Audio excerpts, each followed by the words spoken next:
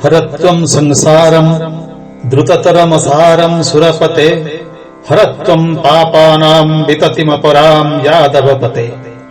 अहो दीने नाथे नीतचरण निश्चितमिदं, जगन्नाथ स्वामी नयन पथगामी भवतु मे, जगन्नाथ स्वामी नयन पथगामी भवतु मे। हरि ही ओम। भक्ति तरंगिणी में आप सभी विद्वज्जनों का सादर स्वागत है। भक्ति, जैसे कि पूर्व अध्याय में नारद जी ने अपने दूसरे सूत्र में कहा, परम प्रेम रूप है। भक्ति परम प्रेम रूपा है, जिसकी चर्चा विस्तृत रूप से की गई। पर वह भक्ति केवल परम प्रेम रूपा नहीं है, अमृत रूपा च। भक्ति सूत्र के तीसरे सूत्र में देवर्षि कहते हैं कि भगवान में अनन्य प्रेम ही वास्तव में अमृत है। जिसको वह प्रेमामृत मिल जाता है, वह उसे पान कर अमर हो जाता है। लौकिक वासनाएं ही मृत्यु है। जो अनन्य भक्त है, उसके हृदय में भगवत भक्ति की नित्य नूतन पवित्र वासना के अतिरिक्त दूसरी कोई वासना रही नहीं जाती। इसी दुर्लभ वासना के कारण वह भगवान की लीलाओं का एक साधन बनकर कर्म बंधन युक्त जन्म और मृत्यु के चक्र से सर्वथा मुक्त हो जाता है। वह सर्वदा भगवान के पास निवास करता है और भगवान उसके समीप। इसी परम प्रेम रूपा एवं अमृत स्वरूपा भक्ति को प्राप्त कर मनुष्य भक्त सिद्ध हो जाता है, अमर हो जाता है, तृप्त हो जाता है। जिसको देवर्षि नारद ने भक्ति सूत्र के चौथे सूत्र में बोलते हैं, यत् लब्ध्वा पुमान् सिद्धो भवति, अमृतो भवति, तृप्तो भवति। भक्ति सूत्र चौथा सूत्र। प्रेमी भक्त अणिमा आदि सिद्धियों की क्या, वह तो मोक्ष रूपी सिद्धि को भी नहीं चाहता है। श्रीमद् भागवत में भगवान स्वयं कहते हैं, न पारमेष्ठ्यम न महेन्द्रधिष्ण्यम न सार्वभौमं न रसाधिपत्यम न योग सिद्धिर पुनर्भवं वा मयर्पितात्मेच्छति मद्विनान्यत्। अर्थात मुझमें चित्त लगाए रखने वाले, मयि अर्पित आत्मा, मुझमें जो अपने आत्मा को समर्पित कर दिया है, वैसे मुझमें चित्त लगाए रखने वाले मेरे भक्त मुझे छोड़कर, मद बिना मुझे छोड़कर अन्यत्र ब्रह्मा का पद, पारमेष्ठ्यम न, इंद्रासन, सार्वभौम राज्य, लोकांतरों का आधिपत्य, योग की सब सिद्धियां और मोक्ष आदि कुछ भी नहीं चाहते हैं। यानी कि इस सूत्र में श्रीमद् भागवत में कहा गया है कि मुझमें चित्त लगाए रखने वाले मेरे भक्त मुझे छोड़कर ब्रह्मा का पद, इंद्रासन, सार्वभौम राज्य, लोकांतरों का आधिपत्य, योग की सभी सिद्धियां और मोक्ष आदि कुछ भी नहीं चाहते।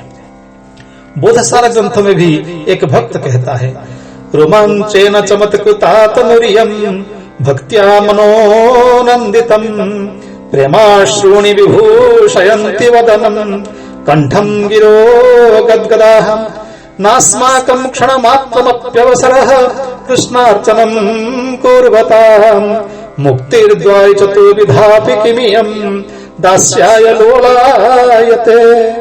अर्थात प्रियतम श्री कृष्ण की पूजा करते समय शरीर रोमांचित हो गया, पुलकित हो गया, मन भक्ति से आनंदित हो गया।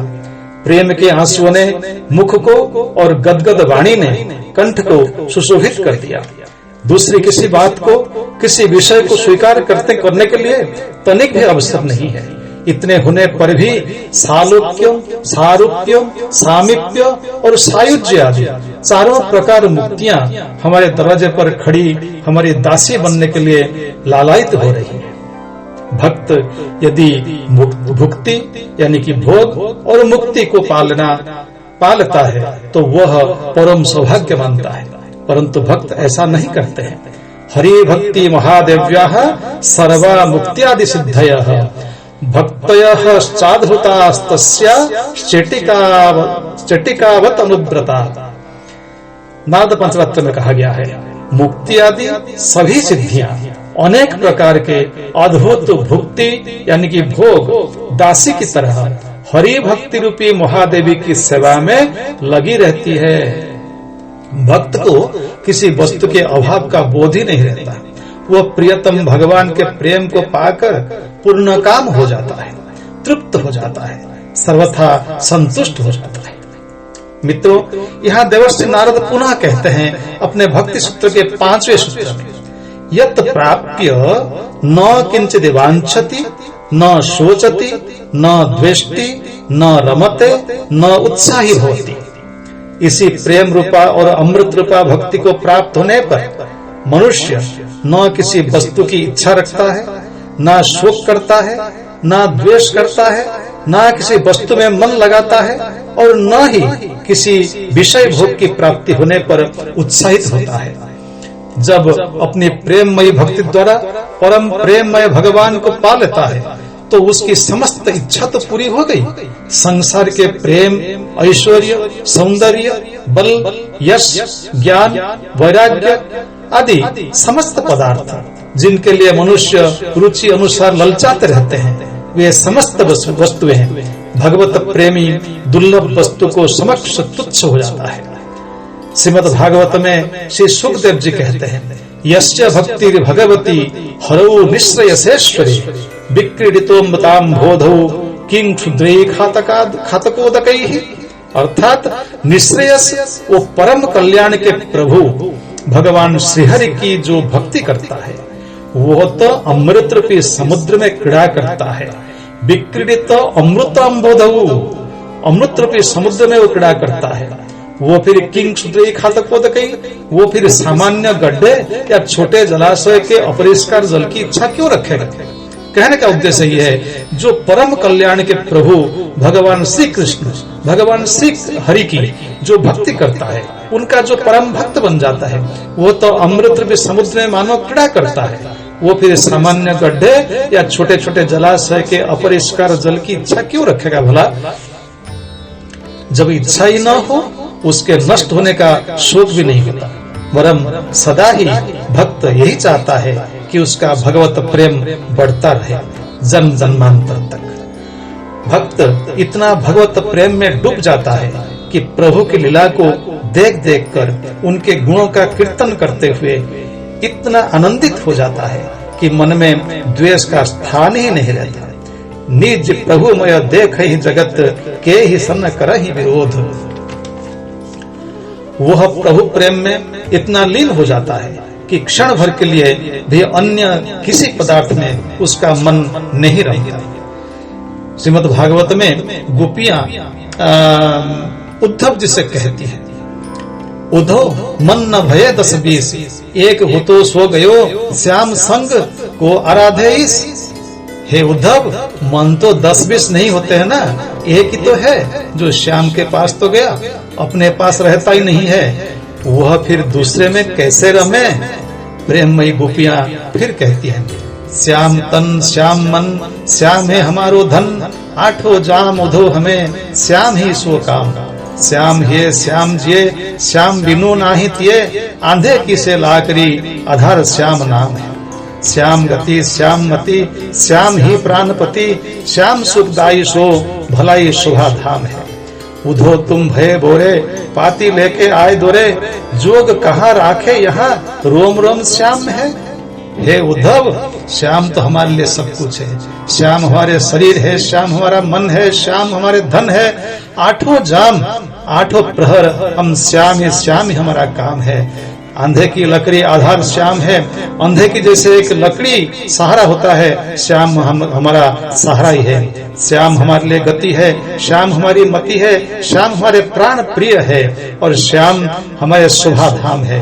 हे उद्धव, तुम जो भक्ति लेकर के आए, जो जोग और सिद्धि लेकर के आए हो, उसको हम रखें कहाँ। हमारे तो हर रोम रोम में श्याम ही बसे हुए हैं, श्याम ही बसे हुए हैं, श्याम ही बसे हुए हैं। जब एक ही प्रियतम श्री कृष्ण को छोड़कर कोई दूसरा मन में आ ही नहीं सकता, तो दूसरे किसी वस्तु की प्राप्ति के लिए उत्साह कहां से आएगा।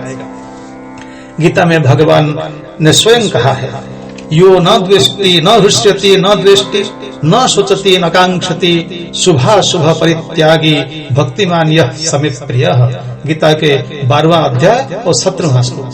अर्थात जो भक्त कभी हर्षित नहीं होता, द्वेष नहीं करता, ना शोक करता, ना कामना करता, तथा जो शुभ अशुभ आदि का त्यागी है, वह भक्तिमान मनुष्य मेरा अत्यंत प्रिय है।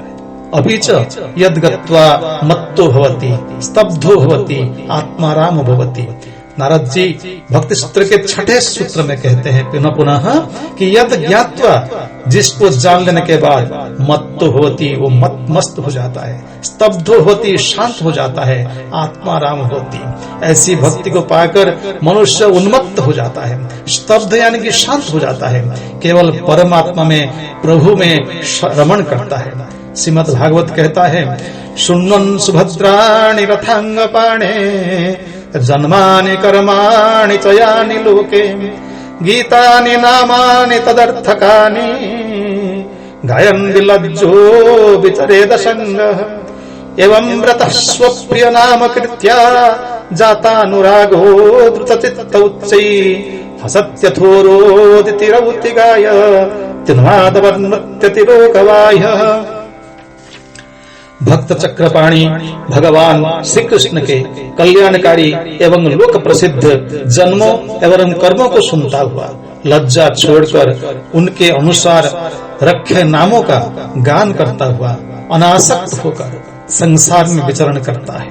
इस प्रकार का व्रत धारण कर वो भक्त अपने प्रियतम प्रभु के नाम कीर्तन से अखंड प्रेम के कारण द्रवित चित्त होकर उन्मत्त के समान कभी अलौकिक भाव से हंसता रहता है, कभी रोता है तो कभी चिल्लाता है, कभी ऊंचे स्वर से गाने लगता है तो कभी नाच उठता है। इसी तरह से उन्मत्त आचरण करता हुआ वो भक्त कभी चुप हो जाता है, शांत होकर बैठ जाता है, उसका चित्त और शरीर स्तब्ध हो जाता है, आनंदमय हो जाता है। इसी प्रकार जब स्थिति भक्त के अंदर आ जाती है, इसी अवस्था को, इसी स्थिति को आत्माराम कहते हैं। और इसी आत्माराम स्थिति में, आत्माराम की अवस्था में विषय तृष्णा नष्ट हो जाती है। विषय तृष्णा सर्वथा हर तरह से नाश को प्राप्त हो जाती है, उसमें विषय तृष्णा रहती ही नहीं है। नहि स्वात्मा रामम विषय मृग तृष्णा भ्रमयति, नहि स्वात्मा रामम विषय मृग तृष्णा भ्रमयति। प्रियतम भगवान के साथ मिलकर भक्त का पृथक अस्तित्व लुप्त हो जाता है। अस्तु, आज यही ठहरते हैं, अगले अध्याय में पुनः अन्य सूत्र के विषय में विवेचन करेंगे। ओम सहना भवतु सहनौ भुनाक्तु सह वीर्यं करवावहै तेजस्विनावधीतमस्तु मा विद्विषावहै। ओम शांति शांति शांति।